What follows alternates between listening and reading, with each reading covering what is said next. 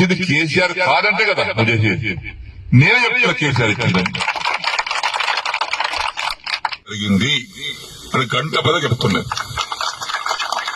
ఎవరు నాకు చెప్పాల్సిన అవసరం లేదు, నేనే సాక్ష్యం. అన్నం పెట్టుకుని మరుస్తారా? కష్టం కదా. అయితే రాజకీయ పరిణామాల వల్ల కొంతమంది దౌర్భాగ్యాలు చేసినటువంటి బాధల వల్ల నేను కొంత నిర్ణయం తీసుకుని మారాల్సి వచ్చింది.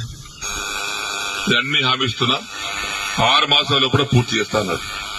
ఇవన్నీ కండువ కప్పుకున్నా. ఆ కండువ కూడా జాతీయ కండువ కప్పుకున్నా. నయమైంది. ఈ కోర్టు కేసులు ఉన్నాయి మా మీద కోర్టు కేసులు నడుస్తున్నాయి.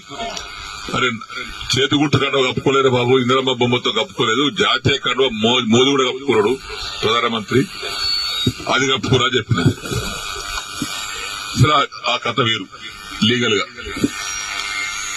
ఇప్పుడు ఈ పరిస్థితిలో మనం ఇక్కడ ఆగినాం. దానికి కొంతమంది రకరకాలుగా మాట్లాడుతారు. తర్వాత మొన్న నవంబర్ 7 తారీఖు నాడు సీఎం గారి మీటింగ్ అయితే పోయినా. అందరు ఎమ్మెల్యేలకు మాట్లాడుతుంటే మాకు కూడా పిలిచాడు. అది ఫిరాయింపుదారుల ఎమ్మెల్యే మీటింగ్ పెడితే అందరు పోయినాం. మీటింగ్ అయినాక విడివిడిగా మాట్లాడిపోయినాం. పొంగులేటి శ్రీనివాస్ రెడ్డి కూర్చున్నాడు, బట్టి కూర్చున్నాడు ఆయన పొలిటికల్ ఆ ఛాంబర్లో. నేను పోయి శ్రీనివాస్ రెడ్డి ఏమన్నా రేవంత్ రెడ్డి గారు లేచాడు, కూర్చోసేనని అన్నాడు. ఒకటి అడిగితే సమాధానం చెప్పినా కూర్చుంటా అన్నా.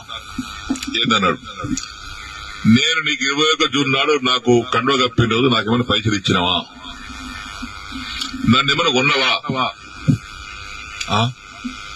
కట్లట్టు కొన్నావా చెప్పు, నాకేమైనా ఇద్దరు ఉన్నారు, నన్ను ఏమన్నా నా ఎమ్మెల్యేషిప్ కొన్నావా, నన్ను కొన్నావా చెప్పు, నేను అమ్ముడు పోయినా నీకని చెప్పినా.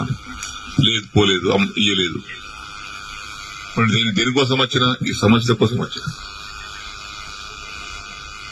ఏమైనా అయిందా, ఏం కాలేదా, ఏమైంది, 100 కోట్లు HDF ఉంటే 30 కోట్లు ఇచ్చారు. తర్వాత బంద్.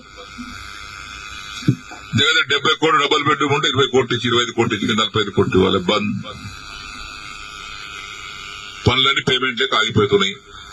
ఆ కాంట్రాక్ట్ పని చేయమంటే పేమెంట్ ఇవ్వమని అంటున్నాడు. దవాఖాన బాన్సుడు బంద్ అయింది, కోర్టు బంద్ అయింది. సిద్ధపరిసర వారి కాంట్రాక్ట్ 40 కోట్లు ఇవ్వాలి, వాడు బంద్ చేసిండు. మరి వీటి కోసం వచ్చినాయి కదా నేను. లేదా బట్టి గారు చిన్న దగ్గరికి ఇలా లిస్ట్ మొత్తం తీసుకోండి, ఆ లిస్టు తీసుకొని 2 సార్లు ఇచ్చేయండి, ఒకసారి కాదు కానీ. ఇక పొంగులేటి గారు ఆ లిస్ట్ తీసుకోండి, 2 సార్లు మీరు ఇచ్చేయండి.